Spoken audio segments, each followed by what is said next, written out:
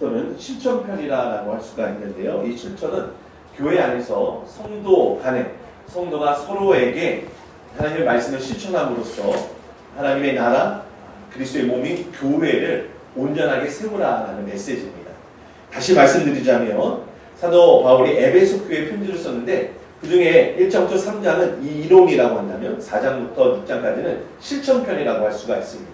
이 실천의 대상은 누구냐? 바로 교회 안에서 서로 한 몸을 이룬 교우들입니다. 하나님께 받은 말씀을 우리가 실천하는 현장이 다름 아닌 교회가 돼야 한다는 말씀이죠. 오늘날 교회에 대한 비난 섞인 말, 조롱 섞인 말들을 많이 합니다. 심지어는 교회 안에서 상처를 받고 교회를 떠나는 분들도 있습니다. 교회가 왜 그러느냐 하며 교회에 대한 그런 안타까움을 말하시는 분들도 많이 있죠. 그러나 여러분, 교회야말로 하나님의 말씀을 실천해야 할 첫 번째 장소입니다. 하나님의 말씀을 듣는 곳이기도 하지만 말씀을 준행하고 그 말씀이 이루어져야 될 현장 또한 교회입니다. 그래서 교회는 하나님의 나라의 일부라고 하지만 아직 완성되지 않은 모습이 있죠. 그러나 그것을 하나님께서는 저와 여러분을 통해 하나님 나라를 이뤄가기를 원하십니다.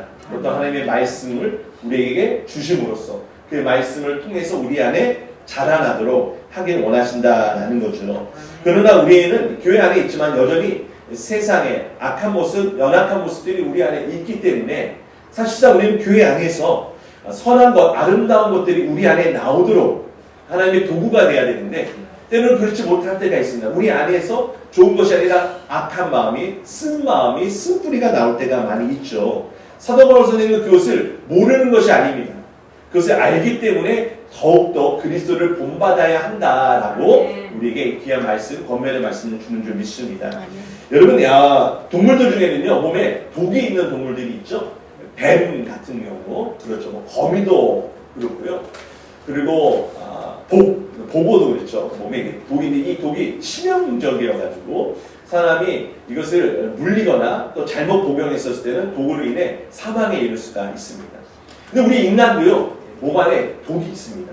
그걸 독소라고 그러죠. 우리 안에 몸에 독소가 일어나면요, 우리 몸이 안 좋아질 수도 있지만 무엇보다도 우리 마음에 스트레스가 쌓이고 원망과 불평이 쌓여서 그 독이 어떻게 되냐? 우리 몸 밖으로 나와요.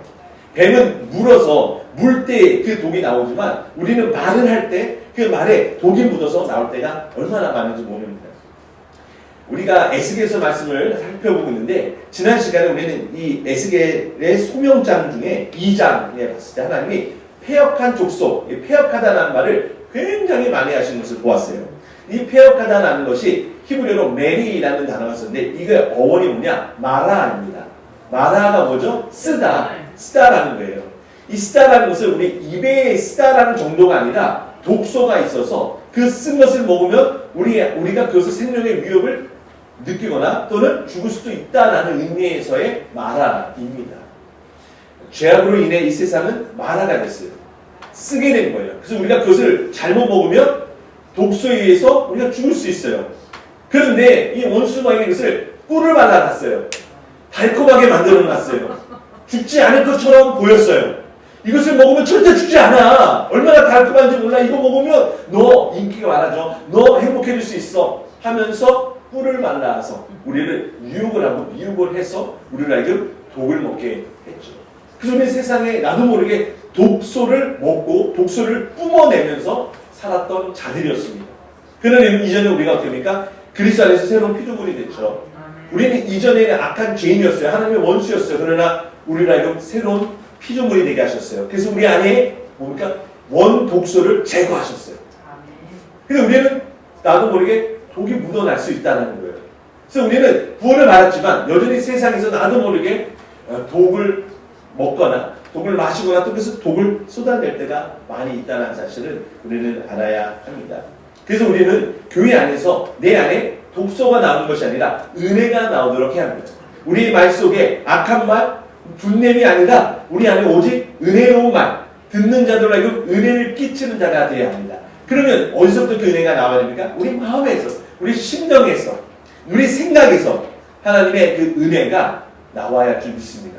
그래서 우리가 말을 할 때마다 은혜가 되고 말을 들을 때마다 기쁨이 넘치는 서로에게 그렇게 되기를 간절히 축원합니다. 그래서 저는 오늘 본문에서 가장 우리가 눈여겨야 할 그 단어는 32절에 서로라는 단어라고 생각합니다. 이것이 바로 우리가 하나님의 말씀을 실천해야 될 무대요 대상입니다. 우리가 함께 모여 예배드리는 성도님들, 함께 우리 교우들, 그분들이 바로 내가 하나님의 말씀을 실천해야 할 대상, 내가 그에게 그리스도처럼 돼야 한다라는 사실을 기억할 정도가 아니라 우리가 그것을 날마다 실천함으로써 내 안에 받은 은혜를, 하나님이 내게 주신 그 은혜와 사랑을 우리가 끊임없이 전하고 증거할 줄 믿습니다. 자, 그렇다면 오늘 31절부터 살펴보겠는데 여기에 부정적인 단어들이 굉장히 많이 나와요. 근데 이것이 한번 보겠습니다. 너희는 모든 악독과 노함과 분냄과 떠드는 것과 비방하는 것을 모든 악의와 함께 버리고, 이게 이 악독과 노함과 분냄과 떠드는 것, 비방하는 것이 어디에 들어왔어요? 교회 안에 지금 막 들어와서 교회에 덕을 세우는 것이 아니라 교회를 허무는 역할을 하고 있습니다. 이것이 어디서 나오니까 성도들 가운데서, 말과 행실 가운데서 이 악한 것이 나왔다라는 거죠. 근데 더욱 아이러니한 것은 우리는 성령의 인침을 받았는데, 그렇죠? 앞에 말씀 봐보십시오. 30절입니다. 하나님의 성령을 근심하게 하지 말라. 그 안에서 너희가 구원의 날까지 인치심을 받았느니라. 아멘이십니까? 아멘. 여러분 다 성령께서 여러분들의 성전사가 내주하고 계신 줄 믿으십니까? 그러면 우리는 성령을 통해서 우리 안에 은혜가 솟아나야 됩니다. 그럼에도 불구하고 여전히 성령을 받았고 성령으로 살아간다 하지만 교회 안에 악독과 노함과 분냄과 떠드는 것과 비방하는 것이 나오고 있으니 이것을 주의하라. 우리는 오직 하나님을 본받고 그리스도처럼 해야 한다라고 당부의 말씀을 여기서 전하고 있는 겁니다. 자, 그렇다면 여기 악독, 노함, 분냄, 떠드는 것, 비방하는 것, 이것들이 무엇인지 한번 살펴보겠습니다. 자, 근데 이 구절에서 이 다양한 부정적인 단어들이 나오지만 사실상 이것은 한 우물에서 나오는 겁니다. 한 우물. 우리 마음이라는 우물에서부터 이 모든 악독, 노함, 분냄, 떠드는 것, 비방이 나와요. 근데 우리 마음이 뭐 때문에 이렇게 악한 것이 나옵니까? 바로 악의, 카키아라는 악의 때문입니다. 오늘 본문에 보면 우리 한글 번역상은 모든 악의와 함께 버리고 오라고 되어 있죠.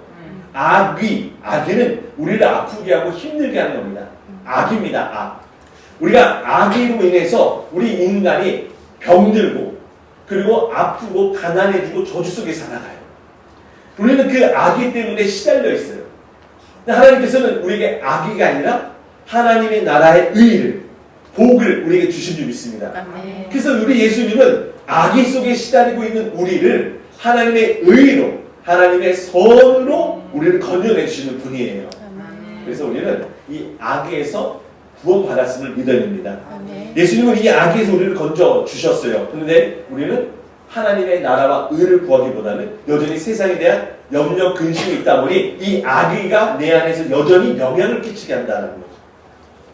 우리 마태복음의 산상수훈을 계속 살펴보고 있는데 6장, 7장으로 넘어가면 중요한 요소 중에 하나가 바로 두려워하는 겁니다. 염려하는 겁니다. 하나님의 백성들은 염려가 없는 사람들이에요. 아멘. 염려한다고 키가 한 자라도 자라느냐? 염려하니까 어때요? 자기 재물을요 뽕뽕 쌓아두고 숨겨두고 감춰둬요. 없어질까봐 두려워해요. 그러니까 예수님이 염려하지 마. 그거 하늘나라에 쌓아둬.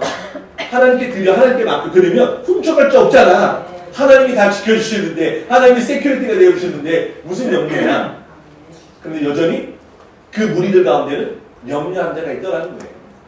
마태의 복음은요 교회를 위해서 쓰여진 복음서예요. 그래서 사복음서 중에서도 교회를 위한 교훈과 가르침을 가장 많이 담고 있는 게 마태복음이에요. 산상수훈은 따라서 교회에 주시는 주님의 말씀입니다. 근데 그 말씀을 듣는 자들 중에는 어떤 자가 있어요? 알고만 있는 게 아니라 가라지도 있어요. 그들 중에 다 주여 주여라고 하지만 주여 주여 하는 자들 중에 하나님 나라에 들어가지 못할 자도 거기 있다라고 하는 거예요. 그 어떤 자예요? 여전히 악의에 시달리며 두려움 속에 염려하며 근심하며 살아가는 자예요. 하나님을 섬긴다 하지만 재물을 섬기고 있는 자예요. 하나님 우리에게 평안을 주시지만 재물은 우리에게 두려움과 염려를 주죠. 자, 교회 안에서 하나님이 아닌 이 악의로 인해 두렵고 염려에 있는 사람들, 자기 중심적인 삶을 살아가는 사람들, 그 마음이 어떻게 됩니까? 독이 퍼지게 되는 겁니다. 나 중심. 그래서 내가 사랑받아야 되고, 내가 우선돼야 되고, 내가 인정받아야 되고. 요즘에 인정주의라는 단어가 좀 자주 들리더라고요. 우리는 계속 인정받고 싶어하는 욕구가 있다는 거예요. 내가 작은 거 하나 하더라도 어떤 일을 할 때 어떤 일의 그 동기가 다른 사람들이 이거 보면 나를 인정해 줄까? 라는 것이 중요한 요소로 자리 잡는다는 거예요. 생각해보니까 저 역시도 그런 것 같아요. 제가 어떤 일을 할 때 이 일을 하면 성도님들이 좋아해 주실까? 이런 일을 하면 사람들이 나에게 혹시 비난하지 않을까? 하면서 다른 사람들의 인정을 받느냐 안 받느냐가 저의 어떤 일을 결정하는데 너무나 중요한 기준점이 되고 있다는 사실을 알게 되었어요. 여러분, 우리는 하나님께 인정받는 자가 되어야 됩니다. 예수님은요, 사람들에게 인정받지 못했어요. 사람들이 맨 처음에 인기가 있고 막 예수 따르지만 나중에 예수는 다 져버렸어요. 그러나 예수는 하나님에게 인정받기 위하여 그의 모든 삶을 하나님을 위해 내어드리신 분이시죠. 자, 본문에 보면 악독이라는 단어가 나오죠. 이 악독이라는 단어가 바로 쓰다라는 단어예요. 이 쓰다는 것이 아까 얘기했듯이 말하라는 히브리어 단어와 대응을 하는데, 이것은 단순히 입에만 쓰는 게 아니라 우리의 몸을 해치고 죽음에 이르게 하는 독이다라는 것이죠. 그래서 이 악독이 바로 우리 마음이 악의로 인해서 두려움과 염려에 있고 근심에 빠져 있고 죄 가운데 있으면 우리 말에서 이런 독이 나오는 것이죠. 여러분, 마음이 이미 오염이 되어 있으면요, 이 마음에서 나오는 건 다 이미 오염이 되어 있다고 봐야 돼요. 아무리 내가 바르고 이쁜 말, 매너 있는 말을 하더라도요, 그 안에 가시가 묻혀 있는 거예요. 그 안에 독이 은밀하게 들어가 있어요. 그래서 나를 드러내고 싶은 마음, 다른 사람을 은근히 누르고 싶은 그런 악독함이 내 안에서 나타날 수 있다는 거죠. 그래서 교회 안에서 성도들이 막 좋은 말을 하는 것 같지만 그 속에서 나도 모르게 나를 드러내고 싶고 인정받고 싶고 다른 사람보다 뛰어나고 싶어하는 그 마음이 묻어져 있다면, 그렇죠? 여기는 뭐예요? 악독이 있다라고 말을 할 수 있는 것입니다. 자, 또한 노함이라는 거 나오죠. 노함은요, 부글부글 끓어오르는 거예요. 부글부글. 뚜모스라는 단어인데 아주 속에 부글부글 끓어올라요. 우리 마음이 끓어오를 때 이게 좋은 의미가 아니라 여기서는 부정적인 의미예요. 속이 막 타고 화가 나고 막 이럴 때 그럼 뭐합니까? 결국 그것도 역시 교회의 위험 요소가 되는 거예요. 언제 터질지 모르는 시한폭탄과 같은 거예요. 참 우리 이 부분을 우리 자신이 알기 때문에 자기 자신을 잘 알아야 됩니다. 이게 언제 터질지도 모르는 그걸 가지고 여러분 살아가는 건 나도 아픈 거지만 다른 사람도 함께 아프게 하는 거예요. 요즘에 묻지마 폭행, 묻지마 살인 사건이 막 많이 들리지 않습니까? 일면식도 없는 사람 지나가다가 그냥 붙잡고 패고 그리고 죽이고. 왜 그러냐 했더니 그 분노가 막 끌어오르니까요. 그 막 이걸 어떻게 할 수가 없으니까 아무나 붙잡고 그 악한 짓을 저지르는 거예요. 세상이 가면 갈수록 이렇게 참 무서운 시대가 되었습니다. 마음에 막 부글부글 끌어오르는 이 단어가 참 재밌는 게 이게 아프라는 히브리어 단어가 있거든요. 아프. 이것도 분노라는 의미로 쓰는데 이 아프가 콧구멍, 두 콧구멍을 의미를 해요. 그게 뭐예요? 흥분하면서 그래서 연기가 피어오르죠. 마치 냄비가 막 끓어오르면요, 막 거기서 막 김이 나면서 뚜껑이 다가다가 하듯이 이 아프라는 단어가 뭐냐면 콧구멍. 근데 이게 하나님께 많이 쓰여져요. 하나님이 의로우신 하나님이 죄악을 볼 때마다 어떻습니까? 화가, 거룩한 분노가 치밀어 오르는 거예요. 즉 이 단어는요, 하나님께 쓰여질 때는요, 의로우신 하나님의 분노, 즉 죄에 대한 하나님의 분노가 끌어오를 때 나타나는 표현하는 단어예요. 근데 우리가 이 분노를 가지고 살아간다. 우리가 그 뭡니까? 내가 하나님처럼 된다는 거예요. 두고 보자. 내가 가만 안 놔둬. 우리가 이런 건 안 하더라도 혹여나 내가 너 그럴 줄 알았어. 또 은근히 저 사람이 안 되길 바라는 마음이 우리 안에 뭡니까? 하나님처럼 되고자 하는 오만과 교만함이 있다라는 거죠. 그래서 우리는요, 우리는 분을 내지 말아야 돼요. 하나님이 다 분내해 주시니까요. 하나님이 분내시는 거, 유일하게 하나님만 분내시면 돼요. 그래야 그 분노가 이 세상을 올바르게 해요.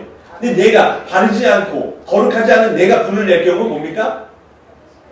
아무 죄 없는 사람, 괜히 약한 사람 붙잡고 괜히 화를 내는 거예요. 부모가 어린 자녀한테 막 괜히 막 화를 내요. 바깥에서는 막 스트레스 받는데 가까운 사람, 친한 사람, 엄마, 아빠한테는 막 함부로 말하고. 이게 뭐예요?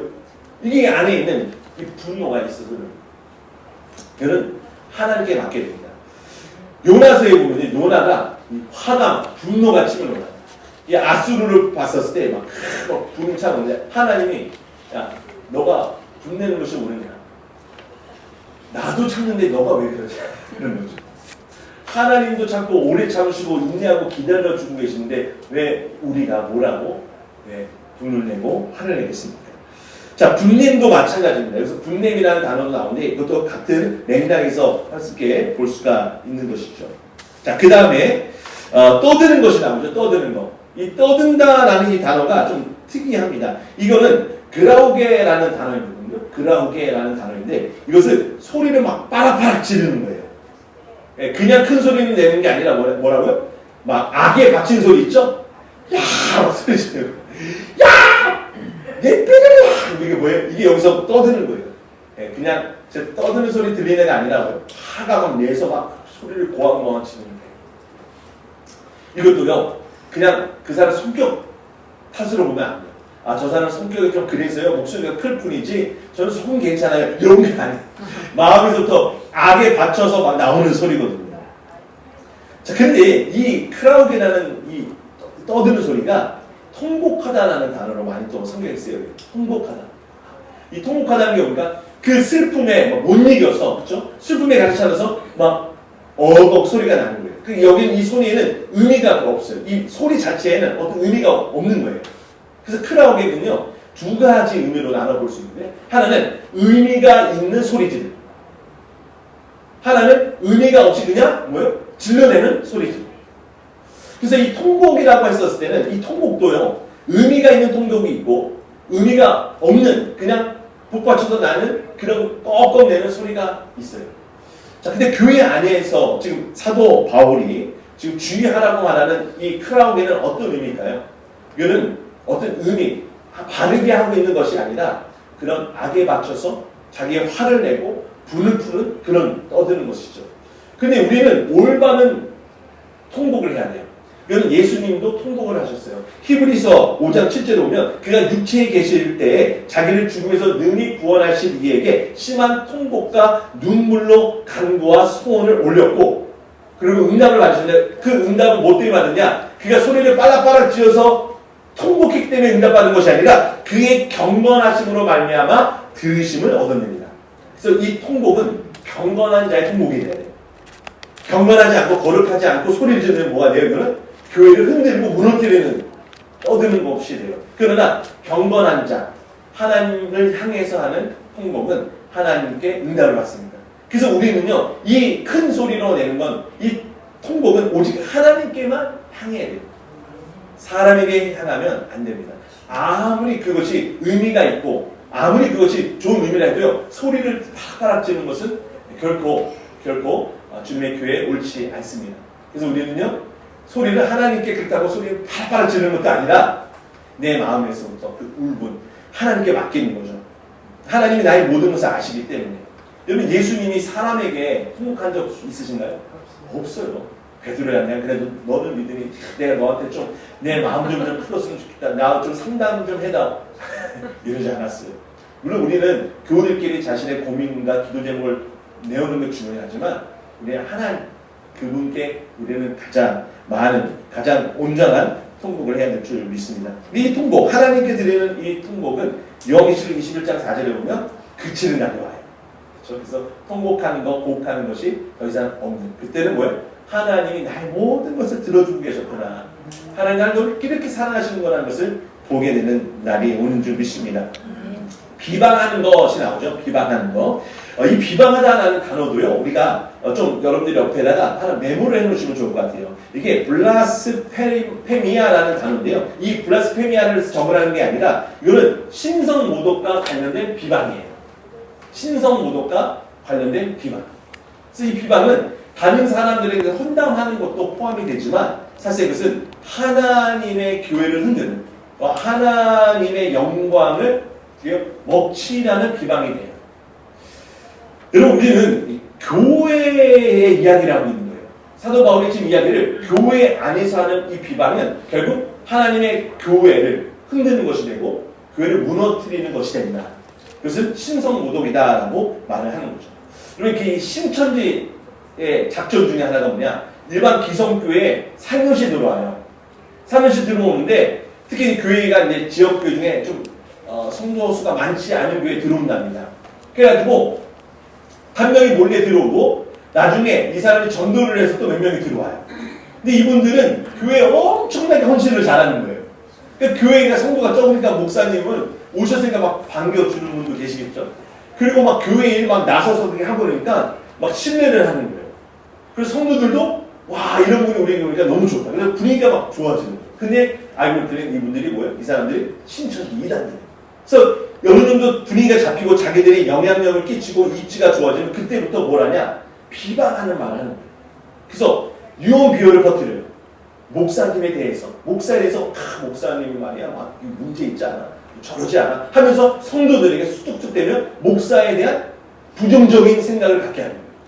우리 교회 이것도 문제 있고 저것도 문제 있어. 그러니까 성도들이 뭐예요? 이제 목사님의 문제가 있구나 하면서 이 사람들이 자기네 이제 이단에 있는 뭐 사역자를 할 수 있겠죠. 이단자죠. 그 사람들을 소개해 주는 거예요. 그래서 따로 만나서 상담하고 따로 만나서 기도받게 하는데 이미 사전에 정보들을 다 알아내고 알려줘. 그러면 기도해 줄 때 당신은 자녀가 지금 어디 뭐 지금 문제가 있군요. 어디 아프군요. 그러니까 막 딱딱딱 맞히니까 용한 목사님. 나중에 어떻게 이 목사님은 어떻게 해요? 교회 담임 목사로 청변합니다. 이 목사님 추천해요. 위원회를 꾸려가지고. 그러니까 뭐 간판은 장로교회, 성결교회, 순복음교회 그냥 달아놓고 있는데 뭐예요? 여기 내부는 이미 다 신천지로 바뀌고. 이런 일들이 지금 계속해서 일어나고 있어요. 그 교회 안에서 하는 말이 어떤 말이에요? 바로 하나님을 모독하는 말이에요. 근데 저는요, 이 신천지와 같은 이단자들 많은 문제가 아니라 그냥 교회 기성 교인인데 교회에 대해서 비방하는 말, 부정적인 말, 서로에게 혼담을 주는 말을 하는 자가 이단자들과 뭐가 다르냐는 거예요. 그렇지 않아요? 주님 몸된 교회를 상처 주고 아프게 하는데 주님의 교회에 세우신 그런 하나님의 그 아름다운 교회를 비방하는데 그게 이단 신천지와 뭐가 다르다는 거예요. 우리는 그 점을 사실 잘 알아야 돼요. 그래서 우리는 정말 교회에서 하는 모든 말, 교회 바깥에도 마찬가지로 우리 입술로 하나님의 교회를 세우는 자, 덕을 세우는 자가 될 줄 믿습니다. 우리 안에서 은혜로운 말만 나오야 될 줄 믿습니다. 자, 그러면서 모든 악의와 함께 버리라, 폐기 처벌하라 라는 거예요. 폐기 처벌. 사실 이것은요 되게 독특한 시제가 있었는데 과거형으로 쓰였어요. 버려라라고 한 명령어인데 보통 명령어면요 현재나 미래 시제로 쓰여지거든요. 이렇게 해야 된다. 근데 이거는 이미 과거에 이미 우리는 버려주는 거야. 그러니까 이미 폐기 처분해야 될 거야. 예를 들면 제가 예전에 편의점에서 알바를 한 1년 이상 했었는데요. 거기 보면 이제 음식이 멀쩡한데 유통기한이 딱 지나면 어떻게 하면 폐기를 해야 돼요. 그럼 뒤에서 이거 버리기 아까우니까요. 이제 까서 막 음식 버리거든요. 삼각김밥 먹고 우리 잔치를 버리는 거예요. 족발도 먹고 알바생들 버리는 거예요. 우리 옛사람은 이미 이 악한 말, 분낸가 떠든가 비방하는 말을 하던 사람은 어떻게 해서 이미 십자가 못 박혀 죽었잖아요. 이미 폐기처분 됐어요. 그래서 우리는 어떻게 합니까? 아니야, 난 옛사람은 이미 십자가에 예수한테 못 박혀 죽었어. 나는 더 이상 이런 사람이 아니야. 나는 은혜로운 말만 하는 사람이 되길 원해하며 우리의 옛사람을 부정하고 부인하는 자가 되어 주십니다. 자, 그러면서 32절에 사도 바울이 이렇게 이야기해요. 우리 번역에는 그러나라는 말이 없는데 헬라어 본문에는 그러나라는 접속사가 있어요. 그러나 하면서 32절에 서로에게라는 말이 나오죠. 서로에게. 여기서 굉장히 중요한 전환점이 일어나며 우리가 바라봐야 될 방향이 하나님뿐만 아니라 이제는 서로를 바라보며 그에게 이렇게 해야 된다라고 이야기를 합니다. 자, 어떤 자가 돼야 됩니까? 첫째, 친절하게 하며. 친절하게 하며. 자, 여러분 여기 친절하게라는 이 단어가요. 잘 들어보세요. 크레스토스라는 단어예요. 어디서 많이 들어본 것 같지 않아요? 크리스토스. 이거는 그리스도를 크리스토스라고 하거든요. 그리스도를 헬라어로 크리스토스. 근데 여기 친절하다라는 의미가 단어는 크레스토스예요. 사도 바울이 저는 이것을 매우 의도적으로 이 단어를 썼을 거라고 생각해요. 왜냐하면 친절하다라는 단어가 많이 있거든요. 근데 여기서는 유독 크레스토스라는 말을 딱 썼어요. 서로에게 크레스토스가 되라. 그럼 이것을 읽었던 당시 이 헬라어를 읽었던 성도들은 뭐 어떤 느낌을 받았겠어요? 서로에게 크리스토가 되라. 서로에게 그리스도처럼 행하라. 실제로 여러분 32절 하반절부터 시작하면 그리스도가 너희를 용서하신 것처럼 너희를 사랑하신 것처럼 서로에게 해라라고 얘기하거든요. 그래서 그리스도가 매우 중요하게 강조가 되고 있어요. 서로에게 그리스도처럼 되라. 아니 더 강하게 하면 서로에게 뭐가 되라? 그리스도가 되라. 우리가 이런 얘기를 해요. 우리가 작은 예수가 되자 이렇게 얘기하죠. 작은 예수. 근데 여러분 성경에는 작은 예수가 되라는 말은 하나도 없어요. 그냥 그리스도처럼 되라라는 얘기예요. 우리 자신이 그리스도의 사명을 부여받고 그리스도의 역할을 하도록 제자로 부름받았어요. 그래서 너희는 내가 행한 것보다 더 많은 일을 행할 것이다 라고 얘기하셨지, 너가 내가 한 것보다는 조금만 할 거야 라고 우리의 사역을 축소시키거나 작게 제한하지 않으셨어요. 그래서 우리는 그리스도의 역할을 하는 그리스도의 제자로서 그리스도처럼 돼야 합니다. 자, 친절하게 하다라는 말이 있어요. 이 크레스토스라는 단어가 어떤 의미냐? 탕감하다, 베풀다라는 거예요. 즉 친절하게 하는 것이 마음에만 품고 있는 게 아니라 실질적으로 어떠한 표시가 나는 친절함이에요. 자, 친절하게 행합시다. 그러면 우리는 보통 친절한 표정, 그렇죠? 우리 일본 분들이 대체로 굉장히 친절하죠. 너무너무 친절해요. 그래서 저는 일본에서 계속 살고 싶은 마음이 그 친절함 때문에. 한국 가면 쌀쌀 맞은 것 같아. 예, 뭐 식당에서도 네 알겠어요, 뭐 이렇게 하는데 일본 분들은 웃으면서 그 친절함. 그런데 우리 그리스도인의 친절함은 뭐예요? 말로만 하는 친절이 아니에요. 그들에게 탕감을 해주고 실제적으로 호의를 베풀고 그런 자비를 베푸는 어떤 표시가 나야 돼요. 그래서 우리는 그리스도께서 자기 자신을 우리 위해 화목제물로 내어놓으시고 그리고 우리를 위하여 자기 자신을 제물로 내어놓으셨듯이 우리도 서로에게 내어놓는 자가 되어야 됩니다. 자, 먼저 우리가 32절 하반절부터 하나님이 그리스도 안에서 읽어보겠습니다. 하나님이 그리스도 안에서 너희를 용서하신 것 같이 하라. 그러므로 사랑을 받는 자녀같이 너희는 하나님을 본받는 자가 되고 그리스도께서 너희를 사랑하신 것 같이 너희도 사랑 가운데서 행하라. 그는 우리를 위하여 자신을 버리사 향기로운 제물과 희생 제물로 하나님께 드리셔야 됩니다. 이제부터 32절에 나오는 친절하게 행하라, 불쌍하게 여기라, 서로 용서하라. 이건 다 사실 하나님이 우리를 사랑하신 것 같이 그리스도께서 우리를 위해 행하신 일들을 우리에게 행하라라고 얘기하는 거예요. 그래서 사랑하는 성도 여러분, 우리가 서로에게 어떤 자가 돼야 돼요? 그리스도처럼 돼야 돼요. 그러니까 그리스도를 흉내내는 것이 아니라 실제로 그리스도가 내 안에서 우리 교회에게, 우리 가족에게 그리스도가 되도록 우리에게 인지하신 줄 믿으시기 바랍니다. 그래서 친절하게 해라. 친절하게 해라. 자, 두 번째로 32절에 뭐라 되죠? 불쌍히 여기라. 저는 이 단어에서 본문을 이렇게 헬라어를 읽으면서 깜짝 놀랐어요. 너무 놀랐어요. 여기 유일하게 여기서만 쓰여진 여기서만 쓰여진 한 번 쓰여진 단어예요. 이것을 헬라어로는 하팍스 레고메네라고 하는데 딱 한 번밖에 안 쓰였어요. 뭐냐? 유스플랑크노스라는 단어예요. 유는요, 뭐뭐 좋다라는 의미예요. 뭐뭐이 좋다, 굿. 그래서 우리가 복음을 유앙겔리온이라고 하는데 유는 좋다라는 거예요. 근데 이 뒤에 나오는 플랑크라는 건 뭐냐면 우리 안에 있는 내장을 이야기해요. 내장. 그러니까 고대인들은요, 우리 마음이 어디 있을 거라 생각하면 여기 쓸개, 이 간, 이쪽이 우리 마음이 있는 좌서로가 생각을 했어요. 고대인들은요. 오늘날 우리 현대인들은 마음을 어디냐 그러면 뭐 심장이라고 생각하죠. 또 그 뇌과학자들은 뇌가 우리의 생각과 판단이 있기 때문에 여기가 마음이 있을 거라고 얘기하지만 고대인들은 이 스프랑크노, 내장이라고 생각했어요. 그런데 잘 보세요. 여기 앞에 유를 붙였어요. 여기를 불쌍히 여기다라고 우리가 번역을 했는데 사도 바울이 뭘 의미하는지 저는 아시겠죠? 우리 속에서부터 내장에서부터 좋은 내장이 돼야지. 속 사람이 바르게 대함으로써 서로를 사랑하라는 거예요. 그러니까 우리 아까 앞에서 살펴봤던 단어는 뭐예요? 속이 부글부글 끓어요. 속은 전혀 건강하지가 않아, 좋지가 안녕하지가 않은데 겉으로는 뭡니까? 예수님처럼 해달라고 해요. 근데 그게 아니라 우리 속이 어떻게 됩니까? 내장이 좋아야 돼요. 속이 건강해야 돼요. 속이 아름다워야 돼요. 제가 이거를 그래서 감이 조금 추잡하지만 제가 이걸 고기로 좀 바꿔봤어요. 우리가 소고기를 사 먹을 때 질긴 고기가 있죠. 먹으면 너무 질겨가지고 턱이 아프고 육즙도 별로 안 나와. 그럼 어떻게 합니까? 저는 뱉어버려요. 요즘에는. 예, 요즘 좀 등 따시고 배부르니까. 먹다가 왜 가는 좋은 고기 있으니까 먹다가 도저히 못 먹게 뱉어버려요. 좋은 고기 뭡니까? 예, 부드럽고 그렇죠. 육즙도 많고. 겉으로는 소, 똑같은 송아지인데 고기가 질긴 소가 있는 반면에 송아지, 고기가 연하고 좋은 소가 있겠죠. 여의도에 있었을 때 이제 마포에 연단교구장으로 있었을 때 그 교회 협의회장 장로님이 전국의 이 고기 체인을 하시는 사업을 하시는 분이 굉장히 크게 하세요. 그래서 이제 직접 소도 키우시고 안성에다가 이제 뭐라고 그러죠 그거를 소 키우는 데가 있으세요. 한 번은 아예 목장도 있으세요.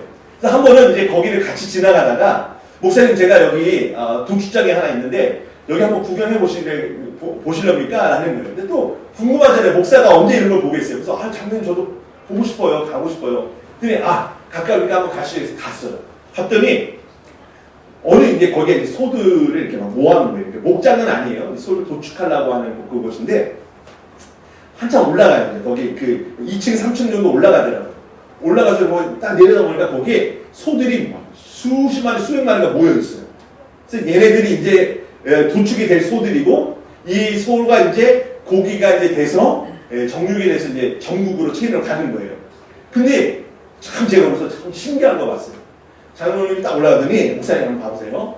이 고기 중에 어떤 고기가 맛있을 것 같으세요? 그러는 거예요. 내가 어떻게 알아? 다 똑같이 생겼어. 그것도 컴컴해요. 내가 그때 저녁에 이미 해가 뉘우뉘질 때고 이제 형광등 이렇게 있는데 제가 보면 모르겠어요. 저게 좀 살이 쪄 보이니까 제가 좀 이렇게 포동포동하고 맛있는데 쟤는 질겨서 못 먹는다. 근데 이 장로님이 딱 보면서 거기 직원들한테 쟤 여기 얘는 어디 매장으로 보내 막 이렇게 얘기를 하더라고요. 이 소가요 가격은 똑같대요. 여기 있는 소들이 가격이 다 똑같대요. 그런데 고기가 다르다는 거예요. 그래서 이 장로님이 이 사업으로 성공한 계기가 뭐냐? 이 고기를 볼 줄 아는 눈을 가졌다는 거예요. 그래서 똑같은 가격의 소를 사지만 맛있어 보이는 소를 사다가 이걸 가지고 판매를 하는 거예요. 그래가지고 가게가 오픈했었을 때 처음에 어떻게 좋은 고기 값싸게 손님들한테 제공을 하니까 손님들이 막 인기를 얻는 거죠. 손님들한테 그렇게 했다는 거예요. 제가 이제 말씀을 마무리 짓겠습니다. 성도들 중에 이렇게 우리가 볼 수는 없지만 분명히 여기 안에서 쓴 악독이 있어서 그 말에서 이 독이 나오는 경우도 있다라고 말하는 반면에 이 안에서 너가 속이 좋아야 된다. 좋은 내장을 갖고 있어야 된다. 라고 하면 겉으로는 모르지만 그 속사람이 향이 나고 맛있는 사람이 있다는 거죠. 그래서 어떻게 가능한가? 그 안에 악의가 없고 예수가 있는 사람. 예수님과 함께 연합되어서 그의 마음과 심령이 부드러워지고 따뜻해지고 사랑이 넘치고 그래서 저 사람을 볼 때 내 마음에서부터 어떻게 해요? 불쌍히 여기는 마음 내 마음에서부터 좋은 마음이 나오는 거예요. 누구를 보고 내 마음에서 시기와 질투나 미움과 분노가 나온다면 내가 아직 악의로 인해 마라에 쓴물이 되어 있다면 이제는 예수님의 십자가를 던짐으로써 내 안에 악의가 사라지고 쓴맛이 사라지고 달아져서 우리 안에 있는 말이 내가 나오는 말이 서툴어도 내 행동이 그렇게 다양하지 못한다 할지라도 이것이 다른 사람들에게 그리스도처럼 되어서 은혜를 끼치는 자가 되는 줄 믿습니다. 그래서 여기 보면 서로 용서하기를 어떻게 용서하나? 하나님이 그리스도 안에서 우리를 용서하는 것이 같지 않아. 하나님 우리를 용서하실 때 그냥 말로만 내가 용서한다가 아니라 그 용서를 위해 하나밖에 없는 독생자 예수 그리스도를 이 땅에 보내주셨고 그가 우리의 죄를 감당하셨고 감당하게 하셨죠. 하나님이.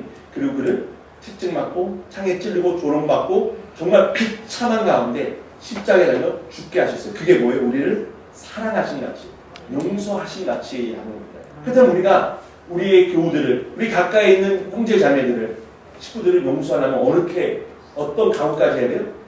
그렇죠? 내 자신을 부인하고 나를 버리고 향기로운 제물이 되고 화목 제물이 되기까지 즉 예수 그리스도의 용서하심 예수 그리스도의 사랑하심을 나타내는 자가 되어야 합니다. 그것이 교회에서 나타나야 될 단 하나의 사랑인 줄 믿습니다. 자, 5장 1절 2절 제가 읽겠습니다. 그러므로 사랑을 받는 자녀같이 너희는 하나님을 본받는 자가 되는 끝까지 하나님을 바라봐야 돼요. 그리고 성도를 바라보면서 성도에게 사랑하는 마음, 예수의 눈동자로 바라보고, 그리고 그의 사랑을 쏟아내기 위해서 우리 또 다시 하나님의 사랑을 깊이 묵상하고, 그리고 2절에 그리스도께서 너희를 사랑하신 것 같이. 그러니까 우리 사랑의 시작점은, 출발점은 항상 그리스도가 되어야 돼요. 십자가가 되어야 돼요. 거기서부터 출발하지 않고 섣불리 우리가 사랑하고자 다가섰다가는 우리가 되어요. 내 안에 쓴물이 생길 수도 있어요. 그러나 우리 안에 영원히 샘솟는 샘물이 되신 예수님이 내 안에, 그 십자가의 사랑부터 시작할 때 내가 아니라 내 속에 예수가 사랑하시고 내 속에 예수가 용서하시는 그네가 있을 줄 믿습니다. 그래서 그리스도께서 너희를 사랑하신 것 같이 너희도 사랑 가운데서 행하라. 이 사랑은 그리스도의 사랑, 하나님의 사랑입니다. 그는 우리를 위하여 자신을 버리사. 사랑하기 위해 자신을 버려야 돼요.